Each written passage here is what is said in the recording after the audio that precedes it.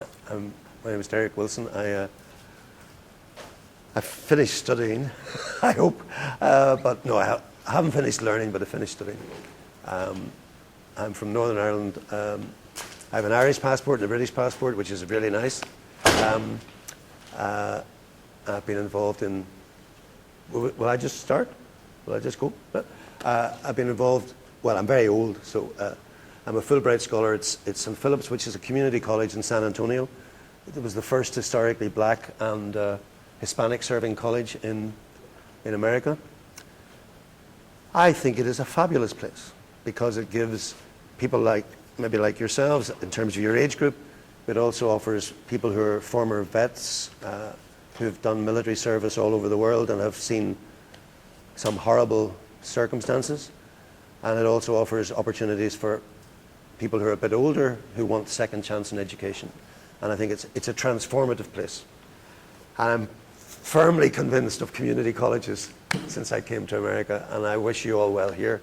I was with some of your fellow students in another campus yesterday in Pell, and we had a good session. It wasn't the same session I'm doing here today. And I just wish you well. I think to do 2 years in a community college, even if you're undecided at the moment, community colleges give you a space to become maybe decided, to take a decision, and it's a wonderful space. So, and also that you work from criminal justice, psychology, health, radiology, medical lab, physical education. Who have I missed out? I just think it's great, and I wish you all well. Come on in, you're very welcome. And your first name is? Sheridan. And you're studying or teaching? Nursing, okay. And I just encourage you to use the space and the time in a college like this. One of the themes I want to put up is we are more than our beliefs. And sometimes a lot of us are brought up to believe we're worth nothing.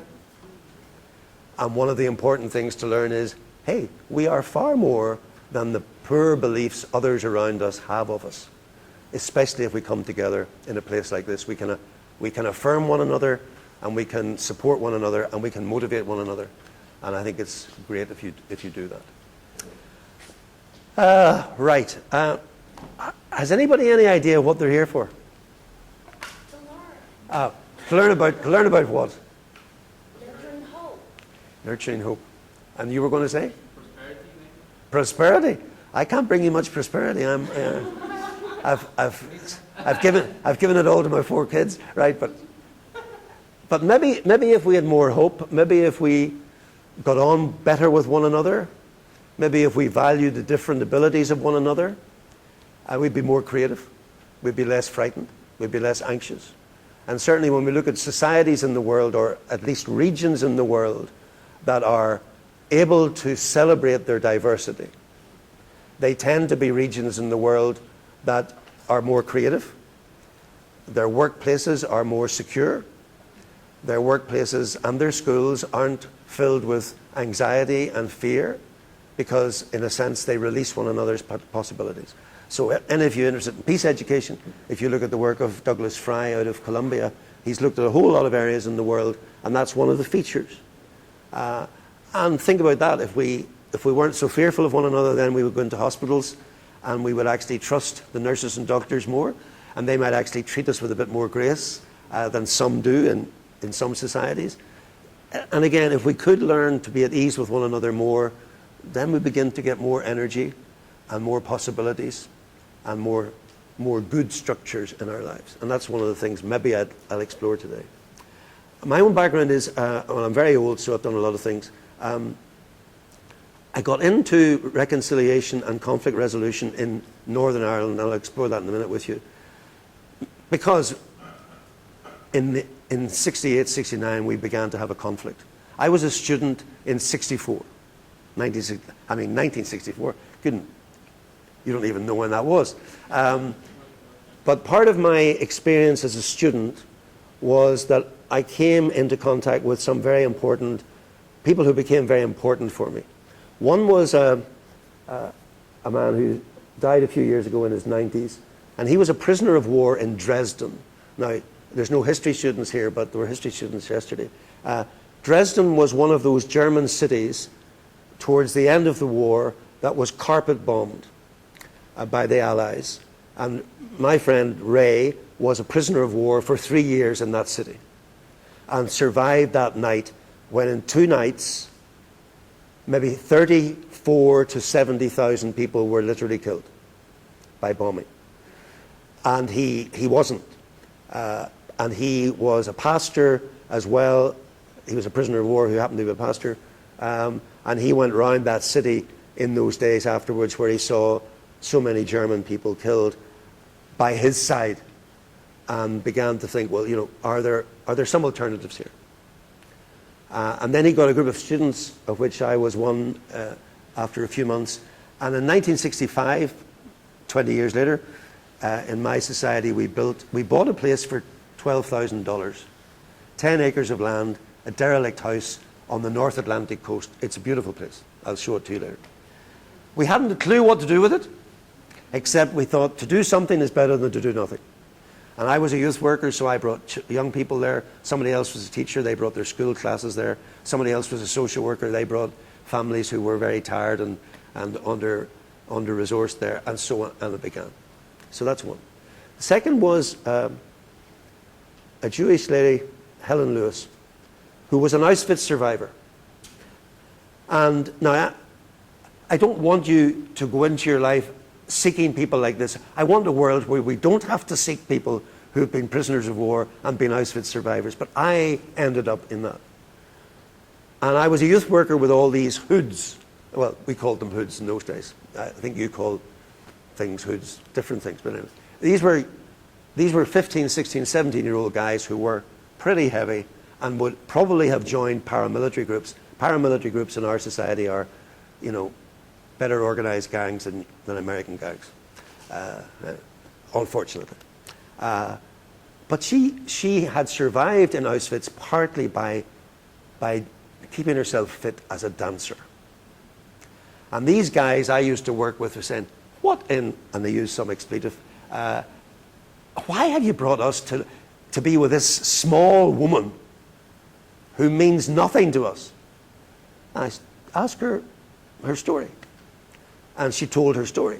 And she said, have you ever heard of Auschwitz? Now, in those days, the kids had heard because they were a wee bit anti-German in those days, in the 60s still. And they completely fell in love with this woman.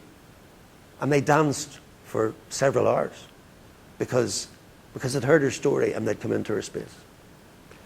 The third person was a guy called Meckler. Now, I'll not bore you with the rest of this, but I'll get you up now. But Meckler, if you look at your history, now Americans, I don't know how good you are at history. You've never really, apart from the War of Independence or whatever it's called, the Confederates and so on, you haven't really had a war on your territory. So that shapes how a society thinks. But in Europe, where I come from, we've had lots of wars on our territory. We've had to make peace. And some of us don't really want peace still. But anyway, that's another story. Meckler lived with a guy called Bonhoeffer, who was a theologian, his theology was a wee bit conservative, but his position on peace was very radical. And his family were supporters of Hitler. He wasn't. And part of the confessing church in the 1930s in Germany opposed Hitler. And he was part of that movement.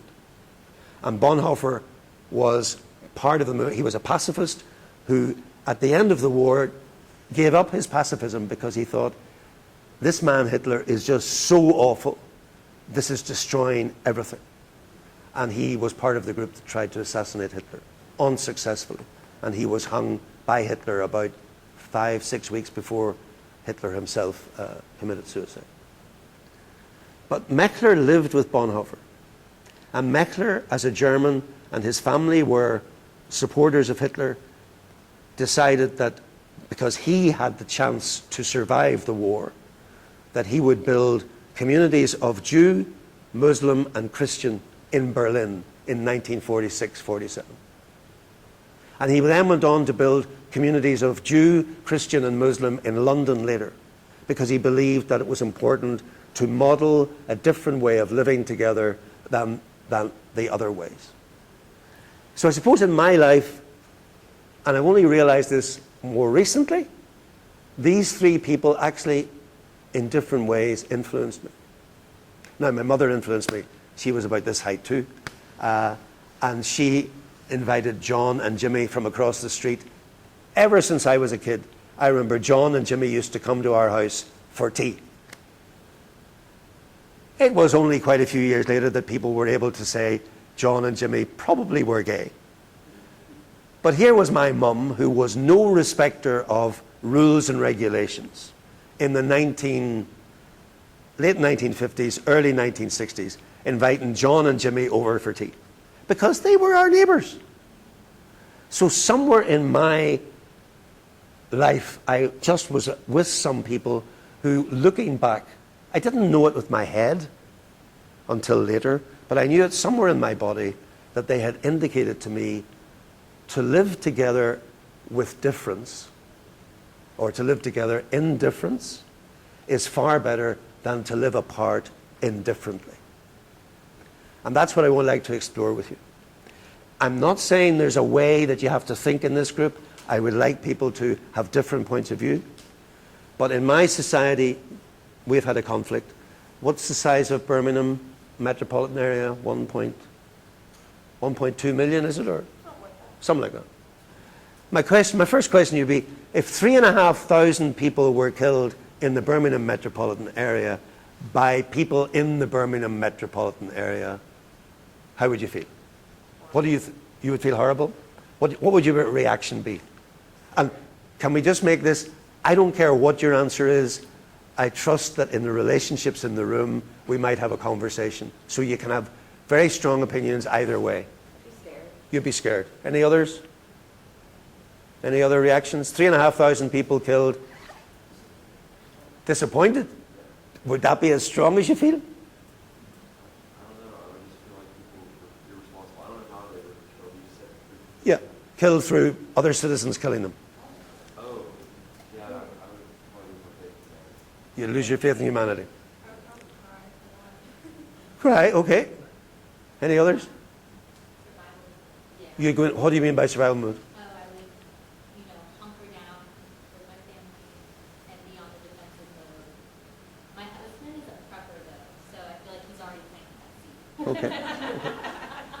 And although that's the common cultural sense that we'd all go into our corners and survive, actually, when you look at some of the research evidence, in some societies like that, actually, people cooperate more. People look out for each other more. So there's something about the human condition that doesn't quite conform to cultural common sense, even though part of me would be with you on that, yeah. Any other reactions? 3,500 people were killed by other citizens, diverse citizens, from diverse backgrounds. What would the response be? I would imagine it would be aggression. Aggression. Okay, so you'd be aggressive, right? Any others? What about the criminal justice person? What would you do?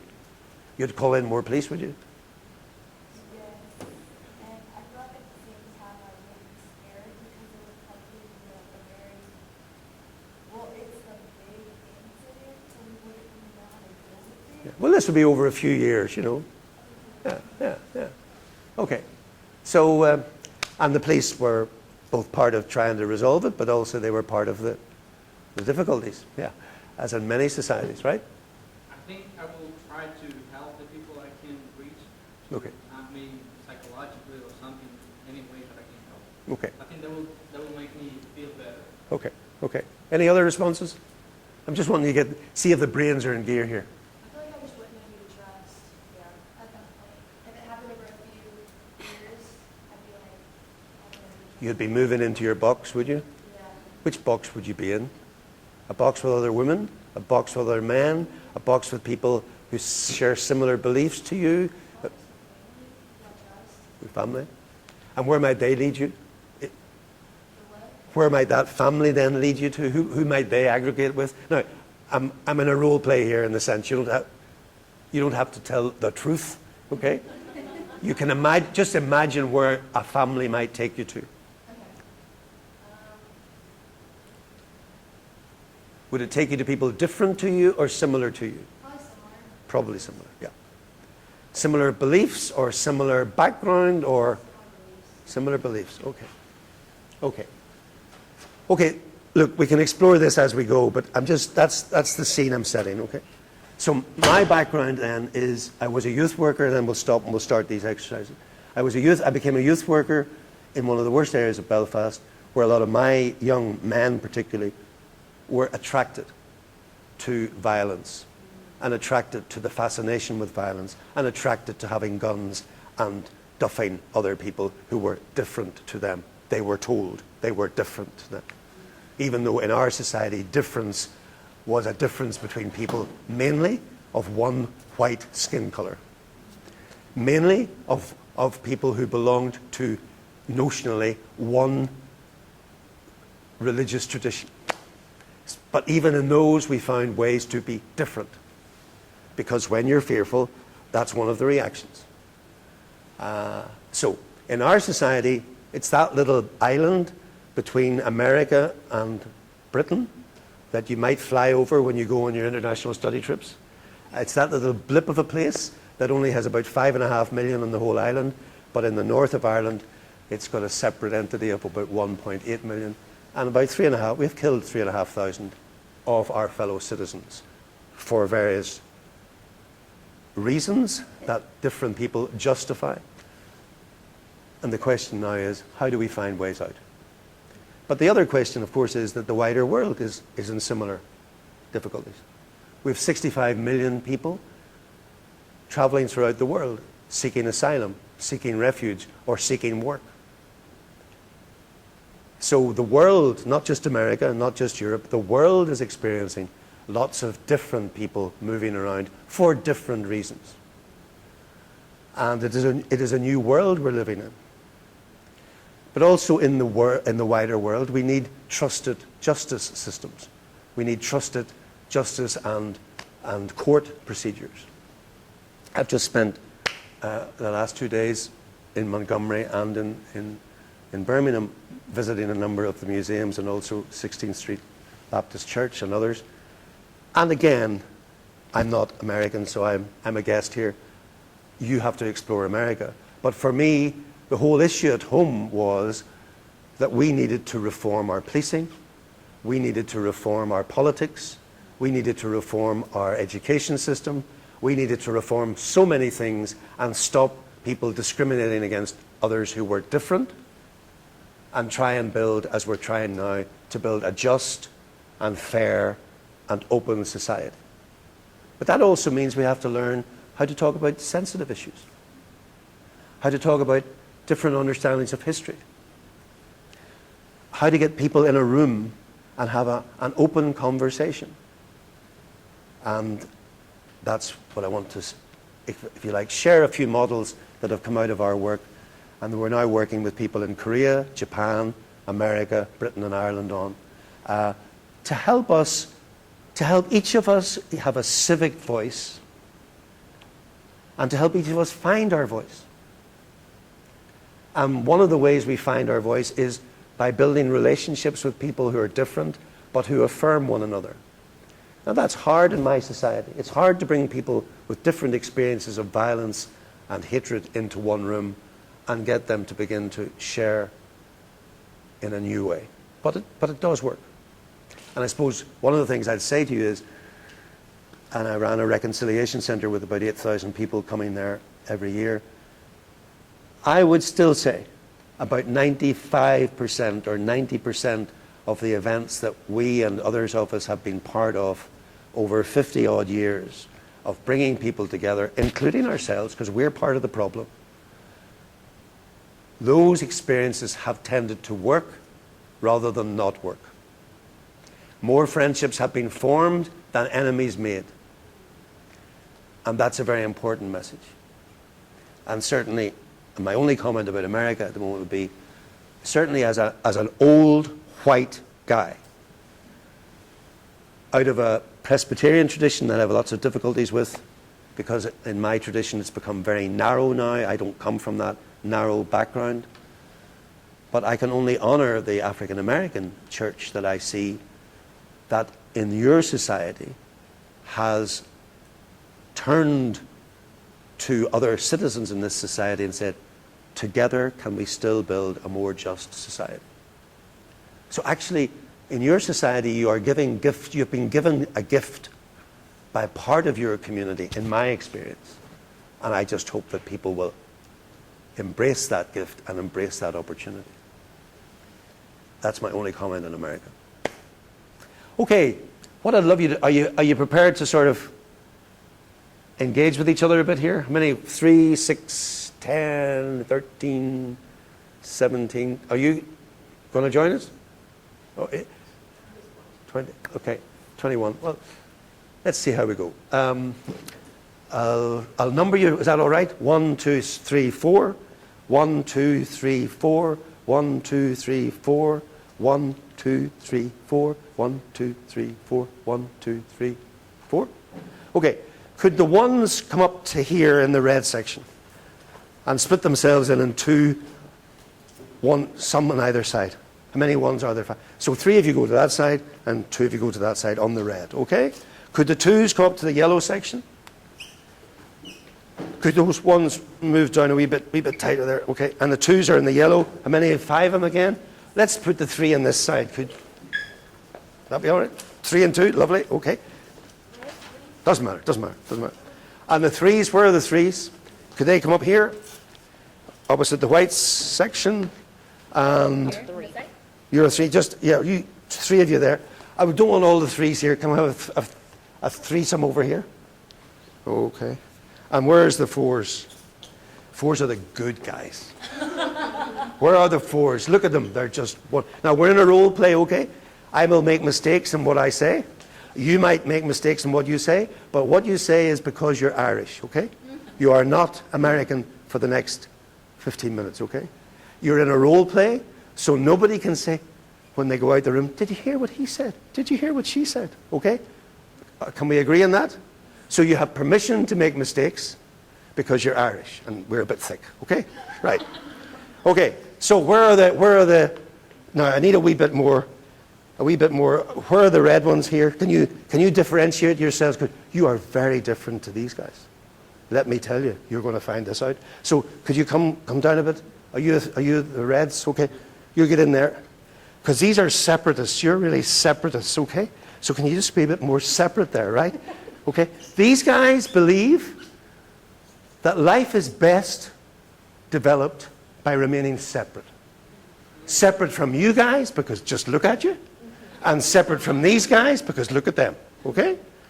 Now, when you look at these ones, you know why you're separate too, don't you? You can get into the feeling of that. And when you look at this motley crowd here, heavens above, why would you not want to? Being separate makes a lot of sense. Absolutely. Okay. Okay, now where are you polite ones? You're the yellow ones, are you? A bit cowardly, the yellow ones here, are they? 5 of you. Can you get into role now too, okay? You sort of skate. No, you're avoiders, sorry. I'm not in the polite ones. You sort of skate by one another. You know you have to live with these guys, but that's pretty minimal, okay? You just skate by one another. You avoid conflict. You avoid contact. You avoid eye contact even. I mean...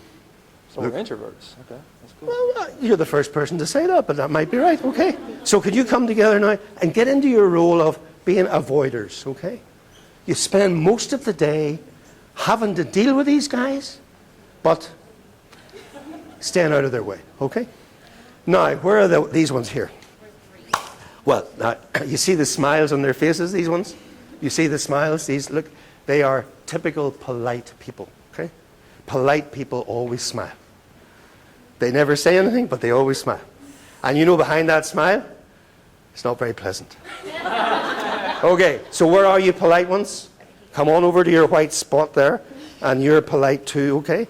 So are you 3 or are you a 4? I'm 3. We're folks. Yeah, oh, right, you're a 3, okay. So get into being polite, okay? What does it mean to be polite?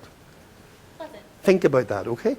And what you're going to do then is then come together. Now, as for these ones at the end, I shouldn't say they're my favorites, but I mean, just look at them. I mean, energetic, enthusiastic people. These are the people who believe that it's better to meet together, okay? I mean, just look at them. I mean, wouldn't you want to meet them? No? You wouldn't? Definitely wouldn't. She's getting into role, good. What about you? When you look at them, what do you feel? From a polite sort of, or from, you know, your avoidance? Stay out of the way. Home chilling. What? I said I'm at home chilling, watching TV. I ain't trying to go outside. So that's why box sets are very popular, is that right? Oh yeah, Netflix. all day. For avoiders. Okay, very good. Okay, right. So you get the idea. I'm suggesting, in fact, I'm suggesting all of us do this all of the time. There's bits of this in all of us, okay? But for the moment, just concentrate on, this is your dominant mode of operation. Okay, so on each side of the thing, just get together and discuss a wee bit, what are the behaviors of the separatists, of the avoiders, of the polite, and of the meeting together? What motivates you, okay? Just for 3 minutes, could you talk in your separate groups on separate sides of the line for the moment? What is the characteristic of your behavior? Oh, don't go and sit in your seats. Huh? Once you sit in your seats, I've lost you. Okay? Where you go? 3 minutes.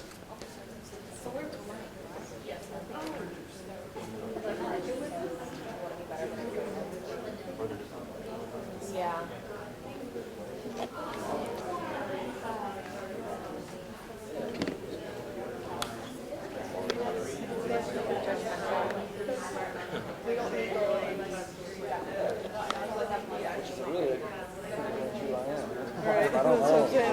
Oh, you like that? Yeah, I don't want to deal That's with okay. nobody. I don't like people. Oh, for goodness sake. I just do my own. I should have put you in another group. I don't like conflict. No, you're in role now, so I'm not going to... You're in role. You're not... It's not your real life, it's you in role. Okay. I'm more like this side. Are you? Yeah. Right. All of those, from starting to But I think a lot of fellas would be a bit like this. A lot of fellas, you know. Yeah, we just want to do our own thing, stay in our lane. We don't care what you do. We just want to just try. Okay.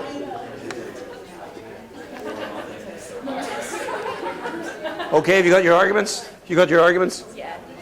You got your arguments? I just want to point out, everybody was asked to meet in their separate groups, but the meeting together group, like they just meet together, you know? Right, okay. You are got your points? Yeah. Is it that we have good intentions, or are we just two-faced? That's up to you. I wouldn't like to say. Let's make it interesting. Okay. Okay, some of you may be in a role that you're used to, but you're in a role, okay? Because somebody commented to me, that's the way I do live, but you're in a role. You've got to have space, okay? And actually, all of us probably behave in all of these ways and many more. But I'm just for the moment saying, right. Okay, separatists, why remain separate? Let's hear it. We're better than everybody else. Right? Any other points? Or people wouldn't like us. Tell them. Oh, people wouldn't like us anyway. Oh, is that, so you're not, so some people who want to remain, Like there are two ways of going about it. Like I could think my standards could be so low that like everyone's just doesn't deserve me, or they could be really kind. Like nobody would want to have me. that's an interesting, can everybody hear? Now that's the first time in any of these groups that such a thought has come out. That's great. That's another dimension. So you're saying some people might feel more comfortable because they don't feel very confident. Any other points from this group? No? We're like elitist. Oh, so that's the reverse. You're right. They're elitist. Okay. What about you guys? Why support the separate position? We're confident in ourselves, and we're better than all of y'all. Just want to go ahead and put that out. We're Just in superior- case they don't know. Just in case. We're superior to all of y'all, and What is this? it's a What plus. do they say in Alabama? They say in Texas, y'all. What do you say here? Y'all, Y'all? No, what? you all. Right. Okay. Yeah. Okay. I don't ever think about it, but it's just something I say. Okay. Okay. I'm just getting used to saying y'all.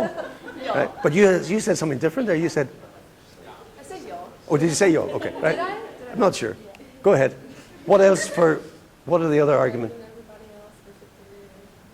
Let them hear that. Superior people tell. Superior, better than everybody else. Self-centered. And where do you get that from? Where we get it from. Yeah. Where does that sense of superiority come from?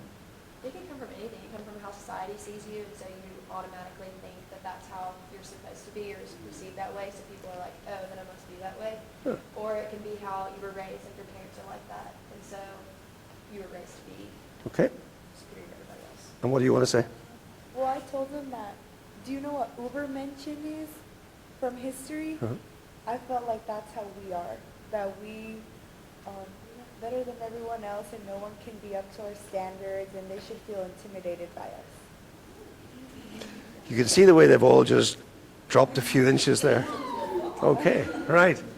Any comments from anybody back to these separate people? They're delusional. Oh, that's not very kind. We're supposed to be nurturing. We're supposed to be nurturing hope. Nurturing hope, and here's the tutor saying, you're delusional, my goodness. Right. Okay, other comments? Hearing them say, are these comments that you recognize?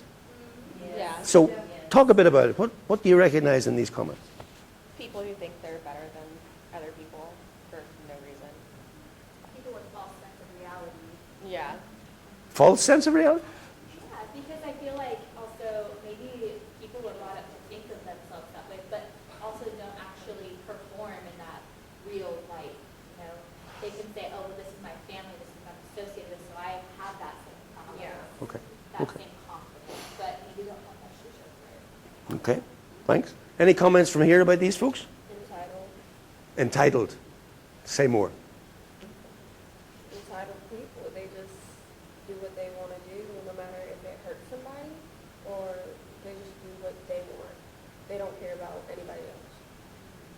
So for some, I think your point's very important too. Some people might be here because they feel, I'm not worth it. Other people might be here because you say they feel entitled. Yeah, very important. Or they can also be afraid as well. Afraid. Are you afraid? Themselves from society. Shy. Like the Amish community, like they'll like stay in these like communities in the middle of nowhere basically and separate themselves from our society, but they don't want to be tempted. Although they also offer the world a model of nonviolence, they also offer the world a model of self-sufficiency. They also offer the world a model of grace and humility. I mean, there are actually things that we don't see if we only see them in particular ways. But yeah, important thing. Sorry. I was going to say something about like being afraid. That can definitely put you into separation from the world. Like I will say, so I got broken up with back in like Thanksgiving, and I separated myself from my whole family. I stayed in my room, stayed in my bed, did not talk to anybody, and my family was like, "Who are you? Like, what are you doing?" And No. I think that's a really big thing. Like you're afraid to face the world after something that happens to you, or you're scared of how people are going to see you, or if they're going to think you're good enough, or that you're pretty enough. And that's just, I think that's honestly like society's fault right now, is because you see pictures of, like let's say like the Kardashians, like people think like, oh my gosh, like, they're perfect, and you're like, they're really not if you look deep down. And so, what do they give life? I mean, what do they, apart from taking all our money, what do they give us? And so I feel like people are afraid to like face the world.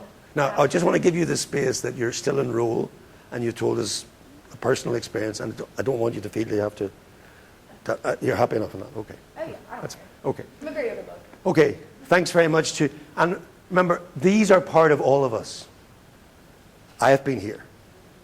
When a guy put a gun to my head, I certainly didn't like to meet him next time. Okay. So all of us have good reasons sometimes. Right. Let's go to the next group. This bunch here. What are you? You are the avoiders. Right. And what's the rationale for that? Avoid conflict and anything that could go wrong. And what does that mean you do each day? You just kind of do what you gotta do and keep out of everything. Okay. You mind your own business? Is it not? You stay in your lane? I like that phrase. I love some of these. Stay in, I must remember that from going home. Stay in the lane, right. What else? Is it exhausting? Is this sort of life exhausting? No? I think some days it could be. Shh, hold it, guys, hold it. Go ahead. I think it could be some days because you're more alone and you don't have people like with you to do Shh, things. bit of respect here. Bit of respect.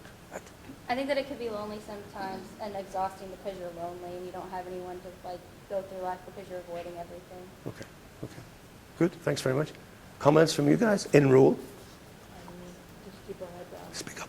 We keep our head down and, you know, avoiding conflict can be like a big thing, but just low confidence as well. I think, you know, people who avoid a lot of things, they just don't want to get involved with certain rules because they probably feel like they have an obligation if they have to get too far into each side. Okay. So they avoid it, you know, they kind of just stay in their lane, like she said, and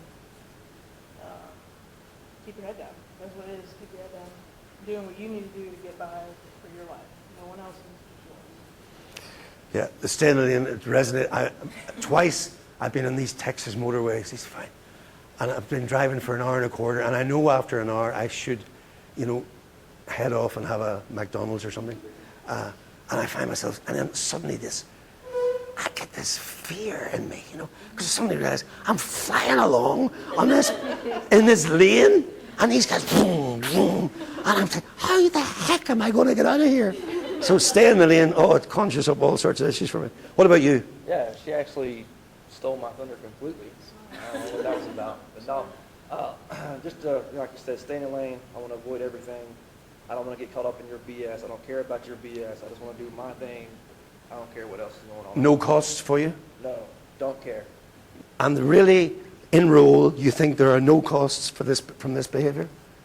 Because you sound like a talented guy. You're interested in physical education. So you're probably interested in sports. And sports teams don't avoid one another, do they? No, it's the complete opposite, actually. There's a lot of camaraderie involved in that. So you're not really an avoider all the time. Enroll. Man, enroll? No, not enroll, no. Right. No.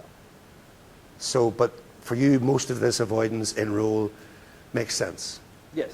Any comments back? I feel like because they don't invest in the time of building relationships, that they feel like energy is wasted in any way. You feel that?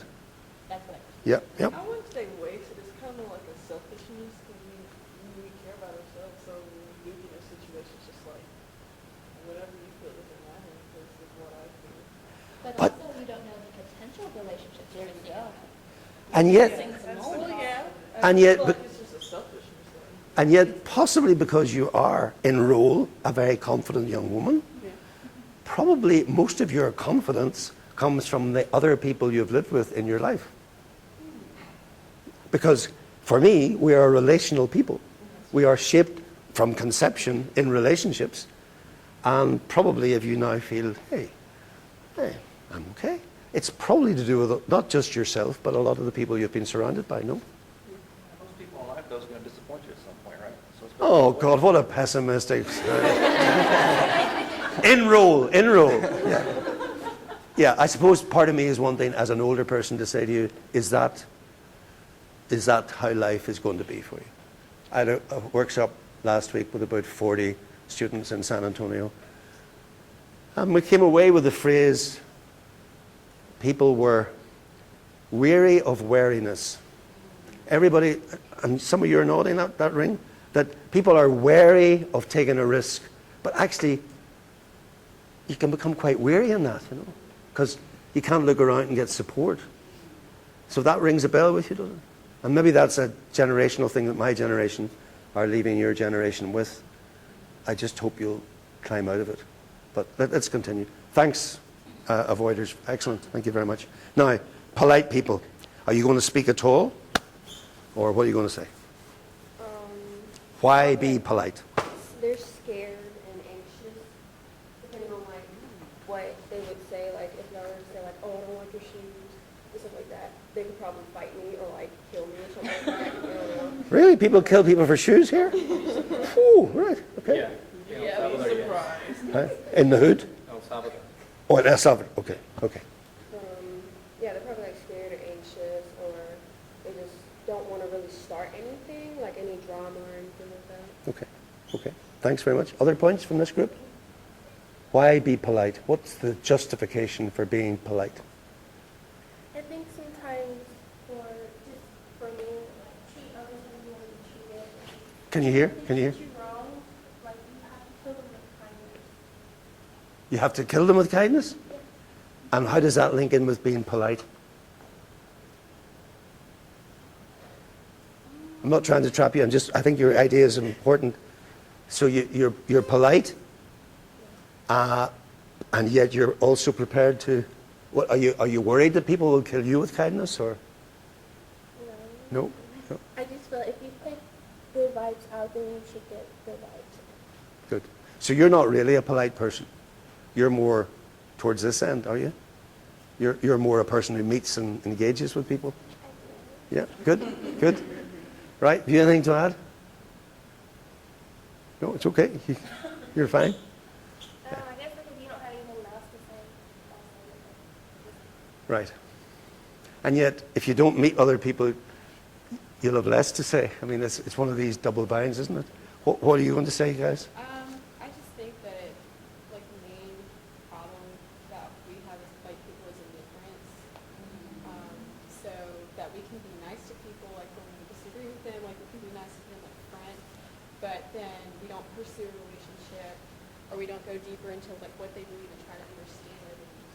We just kind of stay in our own little box that we create for ourselves, and we just, like, try to be kind, but at the same time, like, stay separate. So I've never been called sir so many times in my life since I came to America. I mean, good grief, you know. And there is something about everybody making sure, and it's a nice thing, that there's a bit of respect. And yet sometimes I wonder, when will we get below the sir bit, you know? I mean, in university, I mean, I'm a reader, and so you have a position, but it's first name terms. And with students, it's first name terms. And now that's maybe because it's a small society. And maybe it's because it's it's a British-Irish thing. Maybe it's probably an Irish thing. In England, they're a wee bit more superior. Sorry, that's my prejudice, okay. But here, I suppose, because you're such a big society, yeah, sir or ma'am keeps things on a level. And yet the big question here is, how do you go below that? When do you take the risk? Okay, any other points from your group? I believe that we're polite in order to gain something. Transaction. Yeah, I'm going to show you this honor in order for you to give me what I want. If I were to just go and just be extremely direct and cold, you're likely to say no. I see. Right, but now I know why you're going to be nice to me. I'm likely to say no anyway. Okay. So it's good points, good point. Last group meeting together, and then I'll give you bums a rest. Right. Okay, so we are that group in society that we believe that we share this philosophy that we like to get together and discuss whenever we face a problem or something like that. Okay. If we are facing a problem, we think that the best way to solve this problem is sharing our own ideas and coming up with one conclusion, building bridges. That's the way that we think. Even if it's a personal problem that we are facing, or if it's a political issue, a social issue, we always think that the best way is to join our cause, because we think that together we are better. Okay, thanks very much. Other comments from here? No? Kind of nailed the whole thing. You're just wanting to not say anything. No. Okay, no. Any other comments from you? You said a lot of it. Can I ask you, in Role, was it a comfortable place for all of you to be, or were some of you in a place that, in Role, wouldn't be the place that you would normally be? This is the place that. This is the place you would be. Any of you would prefer to be here or here or here? In your history? No, I just picked I the... think on a daily basis, we can be any place. Of course, of course. I mean, because there's some days that you just don't want to deal with the drama, so you'll become an avoider. Yeah. And you'll protect yourself with politeness. Yeah. Or you'll say like, oh, I'm better than that. I mean, there's all days and moments where we Yeah. become any of these. Okay. Any other comments? We like the relationship aspect due to the fact that we all bring different things to the table. I may have a conflict that I can't resolve that he may have the solution to. So everyone brings different things to the table, and we accomplish more. Thanks. I think in this group, as a society, if we all participated in this mindset, we would have a better chance of thriving as a society together, rather than facing so many differences and conflicts. And as a number of you have said, some of us have a history that we prefer to be here partly because we don't feel very valued or very confident. Others of us have a history that's made us feel superior. And we don't want to be part of this, hey? Yeah. So all of us have these different stories running through us. Okay. Look, thanks. You can come out of role. I still want you to be Irish, but come out of role. And if you would be willing, could I ask you to go and sit with someone who you normally haven't sat with before, just to form a twosome? A twosome, maybe that's the wrong expression in America, but okay. Just form a pair. And for the next part of the discussion, okay? So if you're willing, if you're not, and you've got a best mate and you're a ball and chain gang, that's fine, because everybody has a reason to be a ball and chain gang, okay? So could you sit in twos with two different people, please?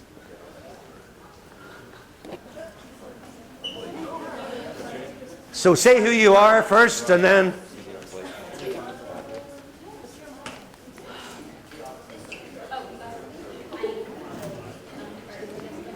Okay. And just grab, say where you are. Is there an odd number? Are there an odd number? Is there an odd? If there's an odd number, there'll be 1, 3 then. I can pull myself out of it. Well, okay. Fine. I was. Okay. You're the high-tech person, right? Some of the notes, I'm not sure whether it's in the notes you've given you, but it might be in the notes I'll have to write up after this. I work out of the model where, I'm not a psychologist, I work out of a model where I understand that the human condition is shaped in relationships. If your mother and father wanted you, or if your mother wanted you and your father, whatever the history of our different, those who came together to conceive us, part of that history remains in us. Where are we at? Oh my goodness. Oh, I have so much to do. Right, okay. So what I'm getting at is, all through life we are shaped by different relationships. Hopefully some, because you're all in the college, some must have been freeing relationships, affirming relationships for you. But if you're like me, others were terrible. Others were ghastly. Others were not relationships that offered me freedom and affirmed me. And to be honest, I wasn't sometimes a person who affirmed those I was with. So in life, we can model freedom. In life, we can also model rivalry and conflict. In life, we can model trust. And in life, in maybe a moment later, we can model distrust and reasons to fear. So I just want you to quickly, now that I've got the alert, I'll move through this. Just look at this model up here. You give me your place, you give me my place, I give you your place. For just even a minute and a half each, could each of you find in your life a person that gave you your place in which you felt no fear, and which really, looking back, gave you a possibility to move on? Okay? If you can't be personal, that's okay. Just say, this is too much for me, I don't want to talk about it. But this is the positive side. Where was there a relationship, looking back in your life, where someone gave you your place and you gave them theirs, and you really began to grow? Looking back, it was a point of growth for you. Okay? 1.5 minutes, and then I'll change you over. Away you go.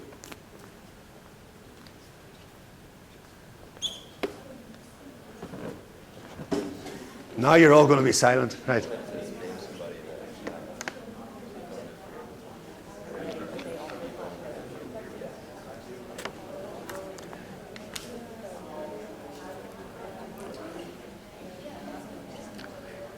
A hard one, is it? It's hard to think of Just like, one. Just it's one. hard to think of something that is like reciprocated. Oh yes, this is a good point. Somebody said it's hard to think of something that's reciprocated. Just be in a relationship where somebody gave you your place, whether you were able to reciprocate or not. But you were given a place, and because of that, you got confidence. Good point.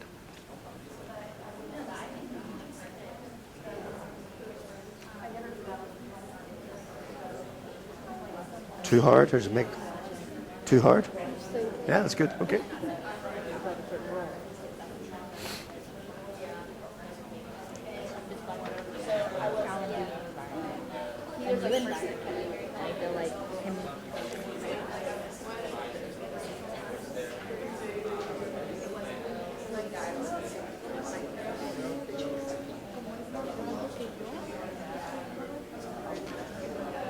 And the other person take their turn now.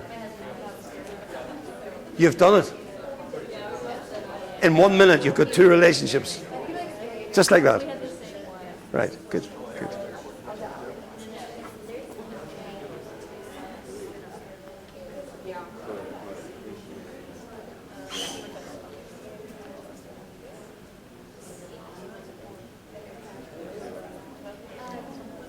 Because of time, I'll just go around.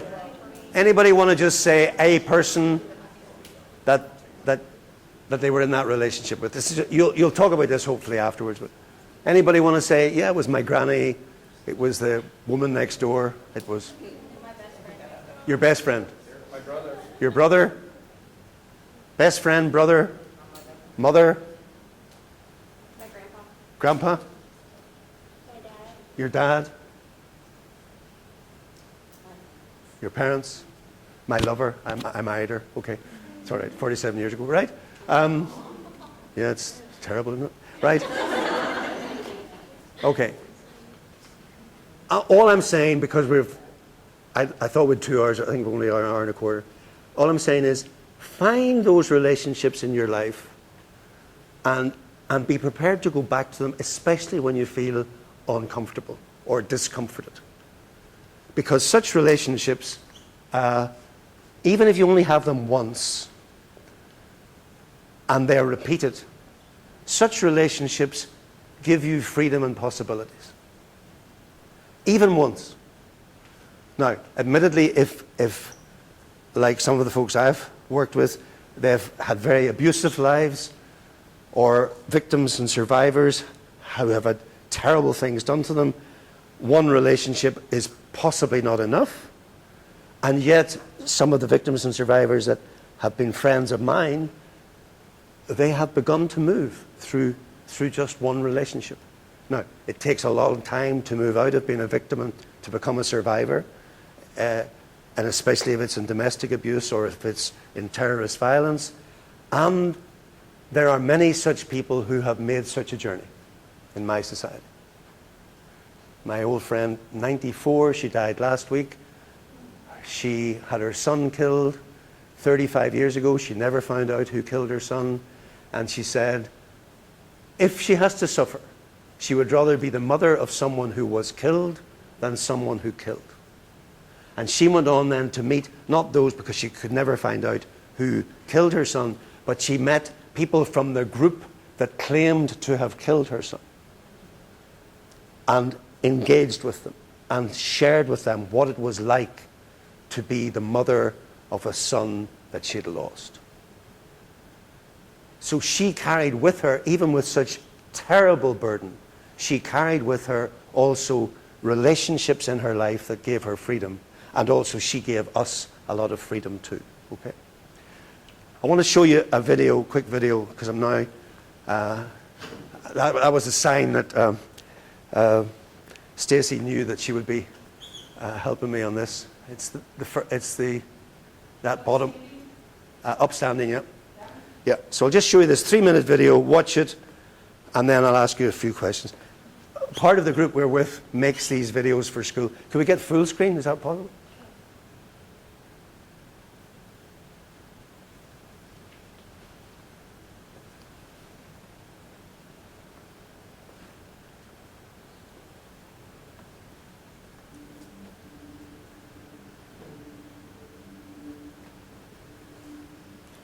We were the minority in the bus. there would have been maybe 20 Protestants and the rest of the bus was Catholic. My first awareness of there being a difference was the journey to secondary school in the morning. The fact that the Protestant kids knew their place and sat in the first 4 or 5 rows, and the Catholic kids sat at the back of the bus. And as a 12-year-old, you just accept that that is how it is. So you don't question it, you just take your seat. And that was it. I never saw it coming, it was never talked about, so I wasn't expecting what happened to happen as such. The older boys in the bus came down, grabbed one of the younger first, second year Protestant boy, took him then to the back of the bus, and they ripped the young boy's boxers off and threw it down the alley of the bus, and they landed. So you knew what had happened without actually having to see it. So once they had done that, the young boy would have came back down and sat down, but he wasn't allowed to lift the boxers. For me, sitting on the bus and not looking back and not doing anything for many years, it was something that I think just bubbled up inside of me, and I was so angry. I was so angry with the older kids, Protestant kids on the school bus, and I was really angry because I felt they were in the perfect position to do something, to say something, to stand up to the older boys, but nobody ever did.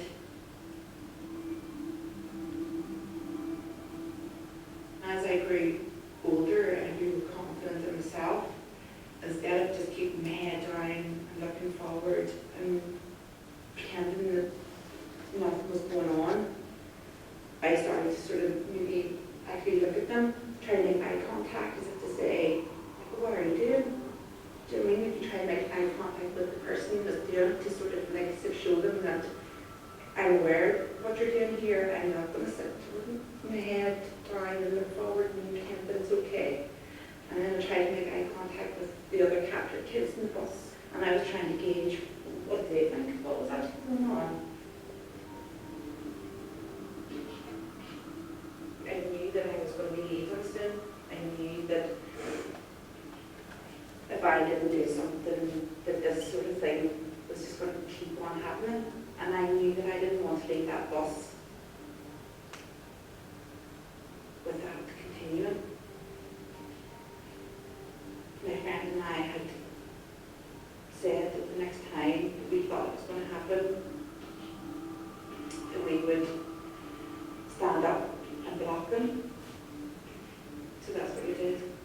Whenever they came down, we got up and we stood in front of them and told them that we weren't letting them pass.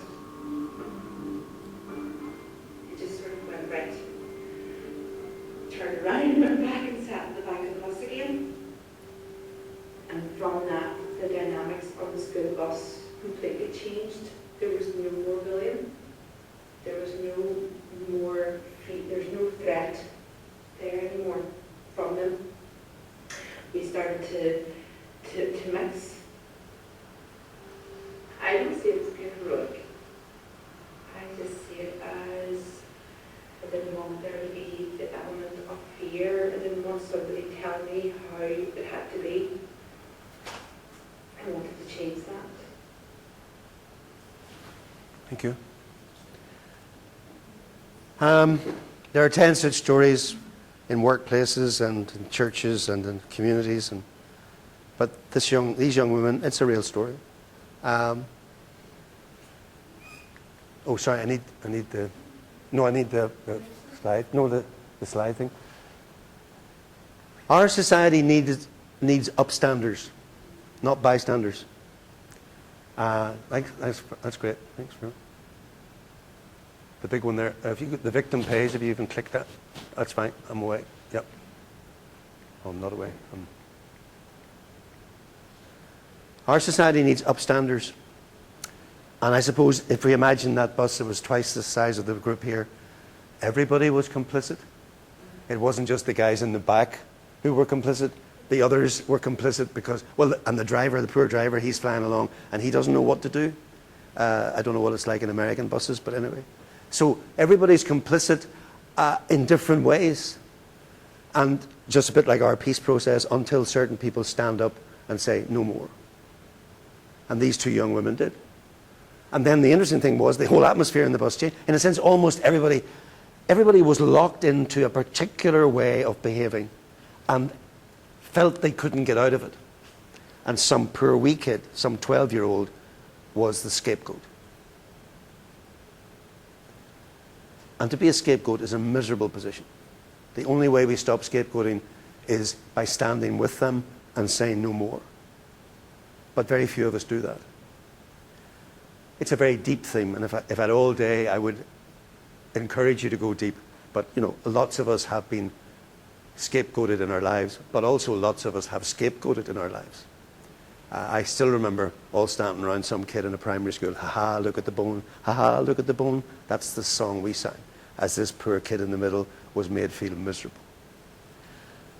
So we learn in culture that we serve our identity often by scapegoating others who are no more responsible in any way, but who we make different in a moment.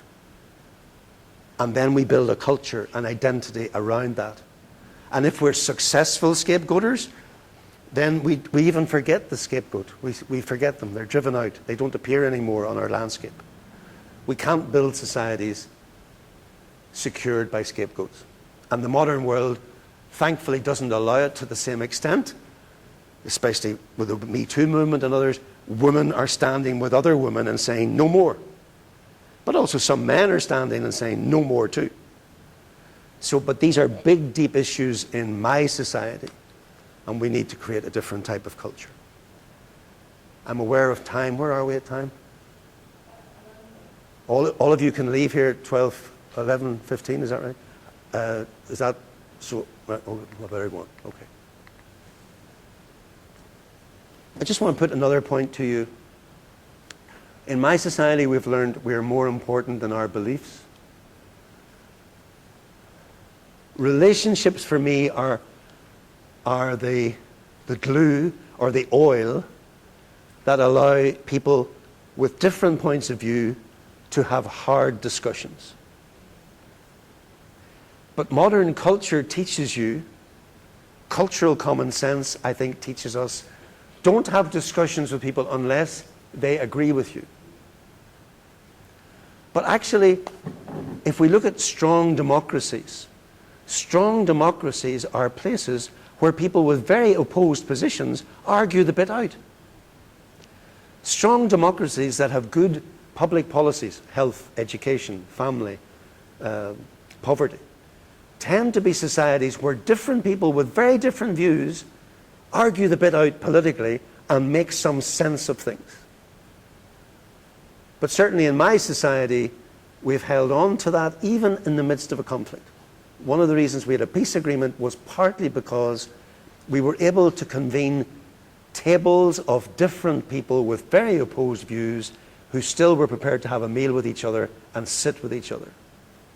So there's something in, I don't want to glorify or be romantic about Irish culture, but there's something about Irish culture or a culture of a more smaller society that we never went over, we killed a lot of one another, but we never went over the abyss into total ethnic cleansing or total annihilation. And we were always able to get people round a table to begin a discussion. Because we know somewhere in our being, not with our heads, that in relationships with different others, unexpected things can happen, including trust, including agreement, including a surprise. And I suppose one of the things about the Irish experience is other societies need to learn this too, that we will not make progress in politics or anywhere else, real progress for all of us, not progress for us at your expense, unless we find ways to build new relationships. And it's rooted in deep understandings. We work with some guys in Stanford who work on the NASA. They're neuroscientists. We're not neuroscientists, but we're just community people. But there's a body. Now, I'm wary of all these psychologists in the room. They're going to shoot me down here. But there's a body of some neuroscientists that argue that the human condition is made for balance, not for violence. But we learn to be violent in the cultures that we grow up in. We learn to be violent in the societies that we grow up in that have often hidden violence at their roots. Whether it's the violence of colonialism or whatever. We have to find ways to acknowledge how violence has shaped some of the societies we live in and some of the structures we live in. But we also need to know that it is possible to trust one another and be open to one another and even to forgive one another. That's a big learning. So 3 things on this and then I'll stop. We are more than our beliefs. 1, in our society, people made beliefs a sacred religious or political position. So it got to the point where we would not meet until I knew that you believed what I believed. That's a non-starter, because we've got to talk with all of these other people. The second is the one I touched on earlier. We are more than our beliefs. A lot of young people in my society, and I'm a youth worker, or was a youth worker. I'm not a youth worker now, a youth, my God. Right, anyway, are told by others that they're of no value. We need to build relationships in schools, in youth, in faith communities, in trade union communities, in civil society that affirm young people and encourage them to think that each of us can be more than we currently have others think about us. That's a very important thing. And lastly, we are more than our beliefs. I belong to a group who 33 years ago, 10 of us, started an integrated school. Integrated school in our society means Protestant and Catholic, and also others from all other faith traditions and none, especially those who have just arrived in the society. The governance of the school represents all those traditions and none. The management of the school has to come from all traditions and none. And the membership of the pupils has to come from all traditions and none. And that's a major contribution to building a new society, in a society where a lot of people are educated in Catholic schools or Protestant schools. And I was okay because I was middle class by then, and people, made fun of us or made threats at us. But, hey, we can live with that. Working class people who were doing that were really threatened, and life was made really difficult for them. So we are more than our beliefs means that when people with certain hopes come together, they can build something that is even bigger than the hopes they have. Okay? So that's almost the last point. I'm sorry I've talked a lot now, but do you get the point? My last theme is, I don't know whether to show a 3-minute video or this. Maybe a 3-minute video. Have we got 3 minutes? It's the other one. All right, you have to go. But if those of you who would desire to stay, Yeah. you can. If you don't have to go on to another class, you can. What I'll show you is 3 minutes of the residential center we created 54 years ago, where Senator George Mitchell also visited, where the Dalai Lama and Mother Teresa and all these people came, but where also ordinary people came. And we hadn't a clue why we were doing it, but we did it. And if you click on that, yeah, it'll give you a sense of... Oh, sorry, back to the beginning. So if those of you who have to go, fine. All the best.